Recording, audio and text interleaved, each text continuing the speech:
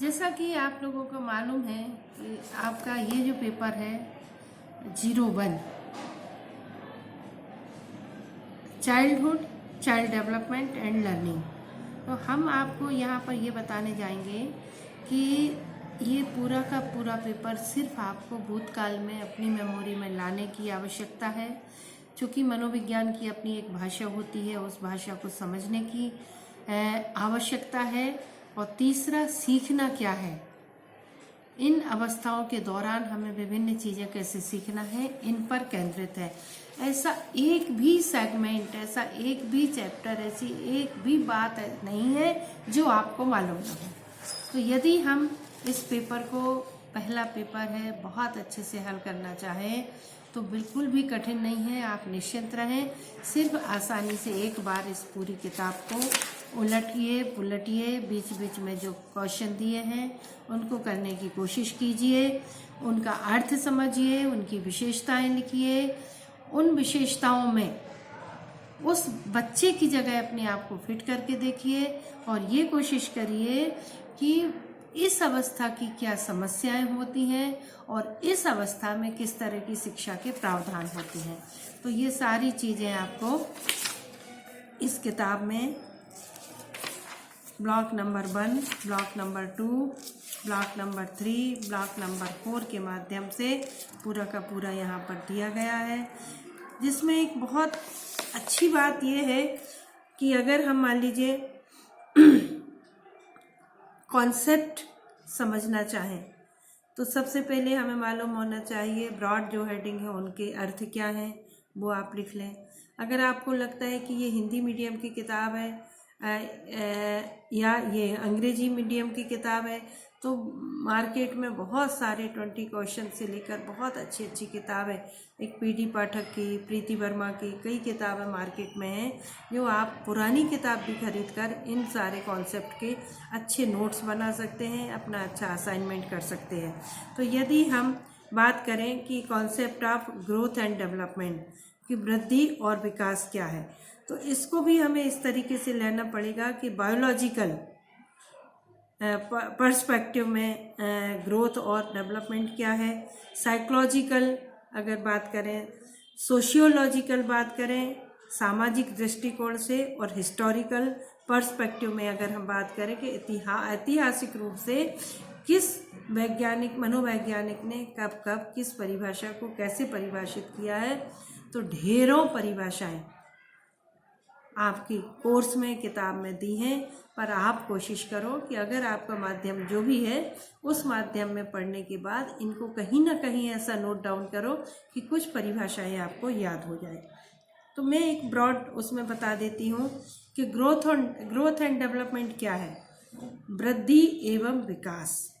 वृद्धि क्या होती है, जिसे मापा जा सके कि अब ये बच्चा इतने फिट का हो गया, इस बच्चे का इतना वजन है, इस बच्चे की मांसपेशियां इस गति से विकास कर रही हैं। तो जिसको क्वांटिटेटिव तरीके से आकलन किया जा सके, मेजर किया जा सके, दैट इज़ द ग्रोथ। और जिसमें क्वालिटेटिव गुणात्मकता की बात हो उसको कहते हैं डेवलपमेंट।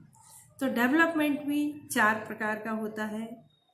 बच्चे का शारीरिक विकास, बच्चे का मानसिक विकास, बच्चे का सामाजिक विकास और बच्चे का संवेगात्मक विकास।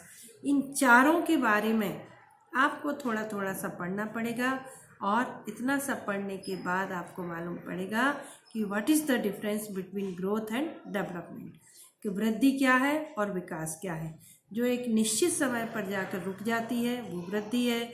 विकास टिल डेथ हमेशा चलने वाली प्रक्रिया है जो हमेशा चलती रहती है, और जिसमें यदि क्वांटिटेटिव अगर हम मेजर करना चाहें कि आज बच्चे का कितना मानसिक विकास हुआ, तो ऐसा कोई मेजरमेंट या ऐसा पैमाना नहीं है।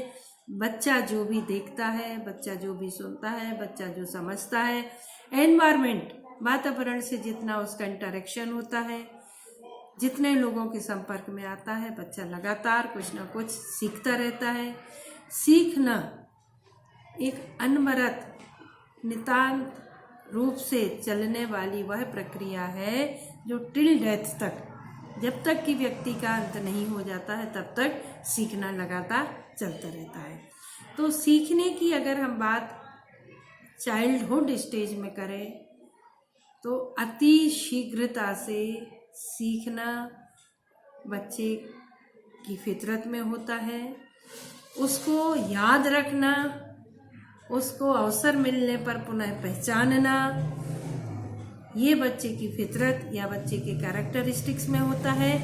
पर यदि व्यवहारात्मक दृष्टिकोण से कहें कि उस उम्र के दौरान बच्चे ने जो कुछ भी सीखा है अथवा जो भी उसने अपने मस्तिष्क में रिटेन किया है उसको सामाजिक मान्यता है, तो ऐसा कुछ नहीं होता है। हालांकि वर्तमान समय में बहुत ऐसे बच्चे हमारे सामने होते जा रहे हैं जो आते जा रहे हैं, जैसे कौटिल्य, हाँ, कि अगर हम बात करें कि जो बाई बर्थ इतना ब्रिलियंट अद्भुत बच्चा है कि जिसका ब्रेन, मतलब पूरे विश्व की जानकारी उस बच्चे के मस्तिष्क में है। ऐसे एक नहीं सैकड़ों बच्चे हमारे नज़र में अभी आ रहे हैं जिनका ब्रेन अद्भुत तरीके से विकसित होता है और उनमें रिटेन या धारण करने की क्षमताएं बहुत अधिक ज़्यादा मात्रा में होती हैं। तो हम कहेंगे कि चाइल्डहुड स्टेज में बच्चे की ग्रोथ एवं डेवलपमेंट इस प्रकार से होती है। अब आपकी यूनिट 3 में आता है, जितना भी सिलेबस यूनिट 1, यूनिट 2, यूनिट 3 में आता है, इनके आप कोशिश करो कि हिंदी में कुछ नोट्स बना लो और उनको थोड़ा सा पीछे की जितनी भी एक्सरसाइज दी गई है उसको हल करने की कोशिश करो। और कंसेप्चुअल जितनी भी बातें हैं, अगर आपको मीडियम नहीं मिलता है या समझ में नहीं आता है बुक से, तो कुछ DLED की बड़ी अच्छी अच्छी किताबें हैं, उनसे आप देखने की कोशिश करो। हम थोड़ा सा और आगे बढ़ेंगे, ब्लॉक नंबर 2 पर आइए। ब्लॉक नंबर 2 में जब हम आएंगे तो हम देखते हैं फिजिकल एंड मोटर डेवलपमेंट। हाँ, फिजिकल यानी शारीरिक, मोटर क्या होता है? मांसपेशियों का वह विकास जिसमें बच्चे को शारीरिक क्षमताएं, शारीरिक दक्षताएं, चाहे अंगुलियां हो, चाहे मांसपेशियां हो, चाहे दौड़ने की एक्टिविटी हो, सामान वजन उठाने की एक्टिविटी हो इत्यादि, ये डेवलपमेंट क्या होता है? तो इसमें आपके सिलेबस में है physical and motor development of children and adolescence. मतलब छोटे बच्चों के शरीर का शारीरिक और मांसपेशियों का वह विकास, सेंस ऑर्गन्स का वह विकास जिससे बच्चा सीख पाता है, तो वह है चिल्ड्रन एंड एडोलसेंस। मतलब बार बार वही बात आ रही है कि 12 वर्ष तक के बच्चों का और 12 वर्ष से 18 वर्ष तक के बच्चों का early childhood physical development, gross and fine motor development. मतलब क्या हुआ इसका? अर्ली यानी प्रारंभिक अवस्था में बच्चे का शारीरिक विकास, बच्चे की मांसपेशियों का विकास, संवेदी तंत्रिकाओं का विकास इत्यादि के बारे में उन्होंने बताया है। फिर ये बताते हैं कि physical development, fine motor skills, early childhood stage of development, early childhood stage of development इत्यादि। तो बहुत ज़्यादा नहीं है इनके आपके सिलेबस में। ये भी बहुत छोटी सी चीज़ है कि बच्चा ज्ञानेंद्रियों के विकास के साथ साथ शारीरिक क्षमताएं और शारीरिक दक्षताएं, जैसे मान लीजिए एक 3 वर्ष का बच्चा है, वो कितना वजन उठा पाएगा, उसकी उंगलियां कैसे मुड़ेंगी, पेन को वो कैसे पकड़ता है, किस तरह की ड्राइंग वो बनाने में सक्षम है। यदि शब्द ज्ञान या अक्षर ज्ञान की हम बात करें तो वो बच्चा हमारा किस विषय को कितनी देर में सुनकर समझकर लिखने की दक्षताएं प्राप्त कर पाता है। तो इन सब का भी एक स्टैंडर्ड साइंटिफिक पैरामीटर में बच्चों को हमें देखना है और इनके बारे में आप लोगों को लिखना पड़ेगा। बहुत छोटी छोटी सी थ्योरीज, जैसे प्याजे का कॉग्निटिव डेवलपमेंट है या मैस्लो का सेल्फ एक्चुअलाइजेशन वाला डेवलपमेंट है। तो हमें यहाँ पर ये देखना अधिक आवश्यक होगा कि किस प्रकार के विकास के लिए कौन सी उम्र तय की गई है, उसकी क्या विशेषताएं होती हैं। उस उम्र की उन विशेषताओं का यदि आपको ज्ञान है तो आप बहुत अच्छे से लिख सकते हैं कि बच्चा किस उम्र में कितना सीख सकता है और उसे कैसा शिक्षक चाहिए, उसे किस तरह से सिखाना चाहिए ताकि बच्चा बहुत अच्छे से सारी चीज़ें सीख सके। तो ये आपका ब्लॉक नंबर 2 में है। अब हम आज आपको सिर्फ मोटा मोटा इस पूरे सिलेबस से परिचय कराएंगे और उसके बाद फिर अपन थोड़ा सा आगे बढ़ेंगे। तो ब्लॉक 2 में हमने क्या देखा कि चाइल्डहुड, ब्लॉक 2 में हमने देखा पर्सपेक्टिव ऑफ डेवलपमेंट। उसके बाद फिर हम यहाँ पर आगे बढ़ेंगे तो देख रहे हैं कि बहुत सारे कैरेक्टरिस्टिक्स, बहुत सारी बातें हेल्थ, सेफ्टी इत्यादि के बारे में, स्वास्थ्य बच्चे का कैसा हो, सुरक्षा कैसी रखी जाए, कॉग्निटिव डेवलपमेंट यानी संज्ञानात्मक विकास। कॉग्निटिव क्या होता है, जिसमें ज्ञानेंद्रियां मतलब आँखें सारा देख सकने में सक्षम है, मस्तिष्क ये उनको समझ सकने में सक्षम है, कान सुन सकने में सक्षम है, त्वचा स्पर्श करने में सक्षम है। तो कॉग्निटिव डेवलपमेंट की जो अप्रोच है जो हमने आपको अभी बताई तो उसको भी आपको पढ़ना है। फिर इसके बाद इसमें बहुत अच्छी बातें बताई हैं कि फिजिकल डेवलपमेंट कैसा हो बच्चे का, सोशल डेवलपमेंट कैसा हो बच्चे का, मेंटल डेवलपमेंट कैसा हो बच्चे का, और लर्निंग यानी सीखने की गतिविधियाँ किस तरह की सुचारू रूप से चलाई जाए कि बच्चा अच्छे से सीख सके। तो ये सब बातें आपको आपकी बुक में दिया हुआ है, आपको अच्छे से करना है। और अब हम आज से सिलेबस पर अभी बात करेंगे, फिर उसके आगे बढ़ते हुए हम आपको इसको बारीक बातें बताएंगे। तो ये आपने देखा। अब हम आते हैं यूनिट 3 पर, लैंग्वेज डेवलपमेंट, भाषाई विकास। इसका भी पूरा साइंटिफिक पैरामीटर है कि बच्चा किस उम्र में कितनी भाषा, कितने शब्द, कितने अक्षर, कितने वाक्य बना सकने में सक्षम होता है। तो अगर लैंग्वेज डेवलपमेंट की बात करें तो जब छोटा सा बच्चा, आपने देखा होगा, वातावरण के संपर्क में आता है तो घर से ही उसकी शिक्षा प्रारंभ हो जाती है। प्रथम गुरु बच्चे की माँ होती है। माँ उस बच्चे को सबसे पहले बताती है छोटे छोटे से शब्द, जैसे उससे बच्चे से कुछ भी जो लाड़ प्यार की भाषा होती है कि पापा आ गए, मम्मी कहाँ हैं, दादी कहाँ हैं, भैया कहाँ हैं इत्यादि। तो जिन शब्दों को बार बार बच्चे के सामने प्रदर्शित किया जाता है, उसके सामने उन शब्दों को बोला जाता है, उसके कानों में वो आवाज़ डाली जाती है, वो सारा का सारा ज्ञान बच्चा धीरे धीरे अपने वातावरण में ही सुनकर मेमोरी में रिकॉर्ड करने लगता है। और जब उसकी बोलने की थोड़ी सी उम्र होती है तो उन शब्दों को प्रैक्टिस, अभ्यास के माध्यम से वो बच्चा दोहराने की कोशिश करता है। तो लैंग्वेज डेवलपमेंट का एक पैरामीटर है कि 1 वर्ष तक का बच्चा कितने शब्द सीख सकने में सक्षम है, 2 वर्ष का बच्चा कितने शब्द सीख सकने में सक्षम है, 3 वर्ष तक का बच्चा कितने शब्द सीख सकने में सक्षम है, इत्यादि इत्यादि। तो हमें ये जानकारी होना चाहिए कि शैशवावस्था में, बाल्यावस्था में और किशोर अवस्था में पाठ्यक्रम का स्वरूप कैसा हो कि बच्चा आसानी से सीख ले। वह पाठ्यक्रम उसके ज्ञान को बोझिल न बना दे, इतना अधिक कठिन या इतना अधिक ज़्यादा ना हो कि बच्चा सीखने में असमर्थता व्यक्त करे, और इतना भी कम ना हो कि बच्चे के पास मतलब समय है और बच्चे को उसके स्तर की काफ़ी नीचे तक रखा गया है, उसको अवसर ही प्राप्त नहीं हुए हैं सीखने के, इत्यादि। ये सारी की सारी बातें आपके सिलेबस में हैं। अब आपको आवश्यकता इस बात की है कि ये सारी चीज़ें आपको बहुत अच्छे तरीके से पढ़ना तो पड़ेंगी, क्योंकि यदि वार्षिक परीक्षा में आपको क्वेश्चन पेपर हल करना है तो ये प्रारंभिक तौर पर आपको बहुत अच्छे से देखना पड़ेंगी। अगर मौका मिला तो मैं फिर आगे इनको डीप एंड डिटेल में पूरा का पूरा ले लूँगी और दूसरे टीचर भी आपको लगा दूँगी ताकि वो लोग भी आपको अच्छे से सारा बता सकें।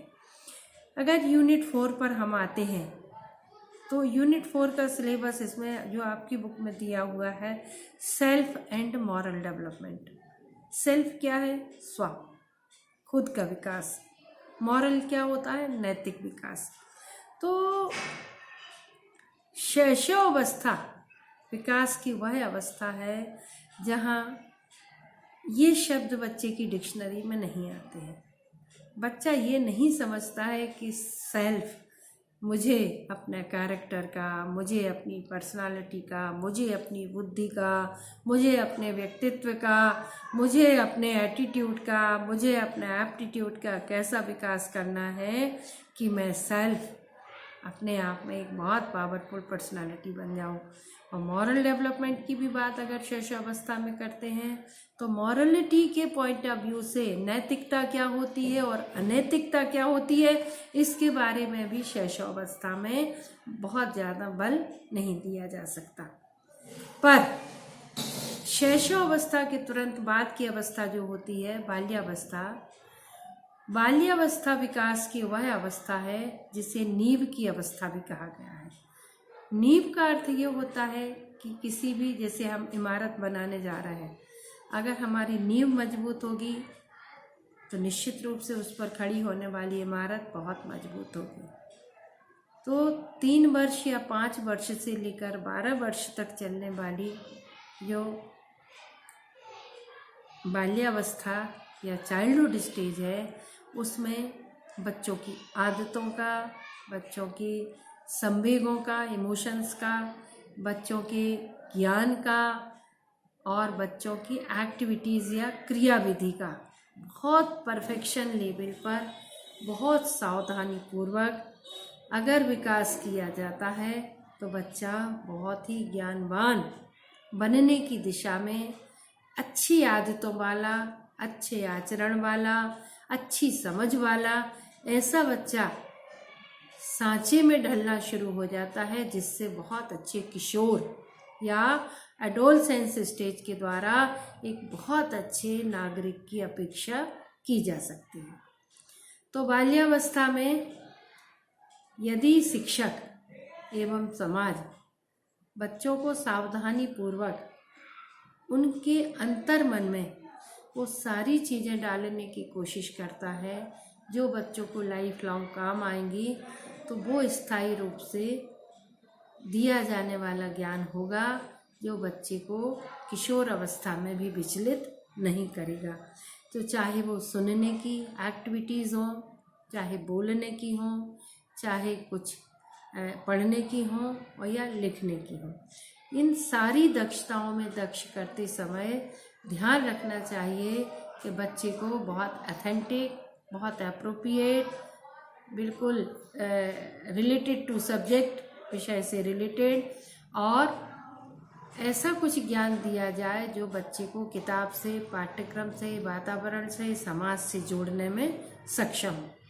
तो जितना भी हम सिखाते हैं, हमारे द्वारा तय की गई गतिविधियाँ, हमारे द्वारा दिया गया ज्ञान, हमारे द्वारा प्रस्तुतिकरण इतना इफेक्टिव हो कि बच्चा बाल्यावस्था में ही रुचि से खेल खेल में सारा सीख जाए, उसको पता ही ना चले कि ये पाठ्यक्रम बोझिल था, उसको पता ही ना चले कि ये हमारे जीवन में कुछ काम आने वाला नहीं है। और इस तरीके से हम बच्चे को शिक्षित करें और आगे बढ़ाएं।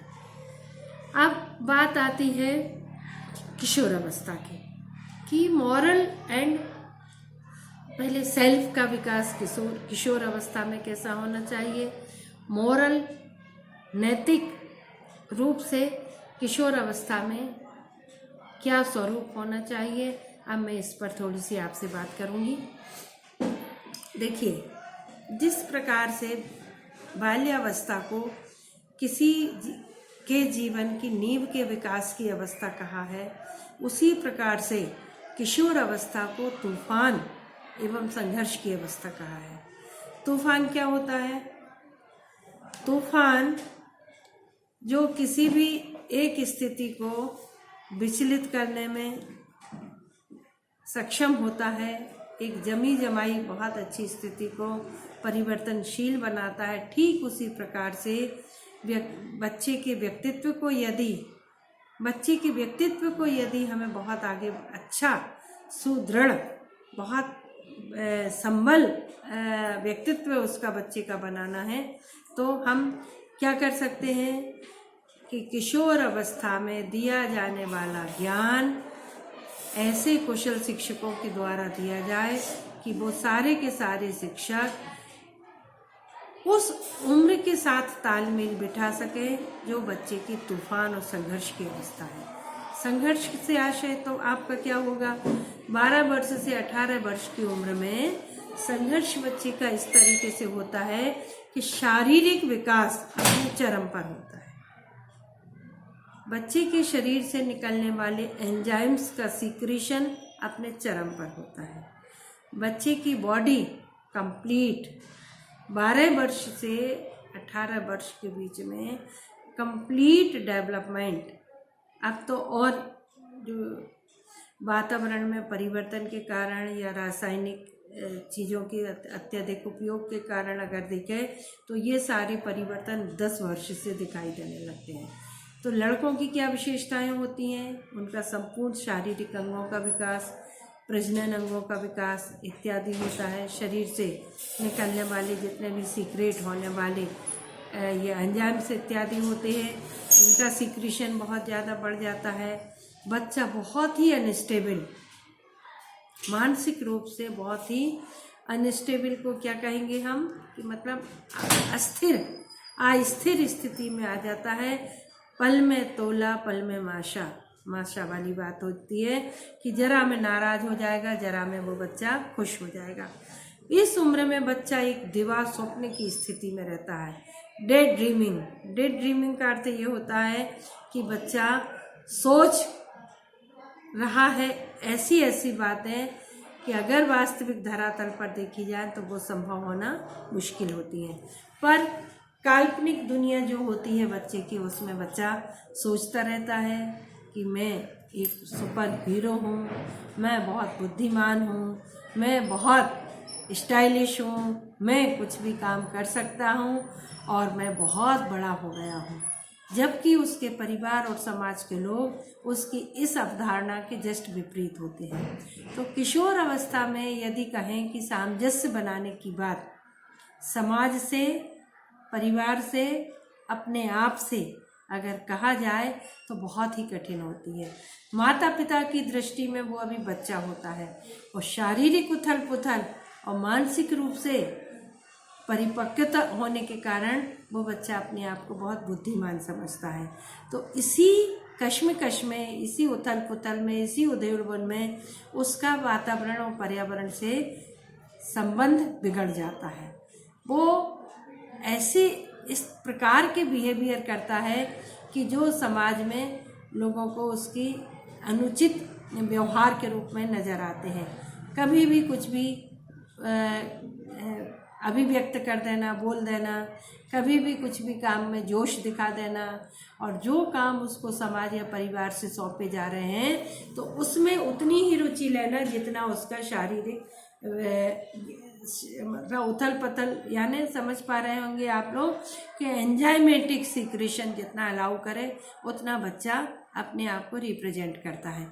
तो तूफान एवं संघर्ष की अवस्था के बीच में सेल्फ का विकास करना, अपने व्यक्तित्व का विकास करना और अपने नैतिकता का विकास करना, दोनों बहुत अधिक कठिन काम होते हैं। इसीलिए तूफान एवं संघर्ष की अवस्था किशोर अवस्था को कहा गया है। तो अभी मैं आज के लिए इतना ही बताऊंगी, फिर इसके बाद मैं आपको अगले ब्लॉग पर ले जाऊंगी। धन्यवाद।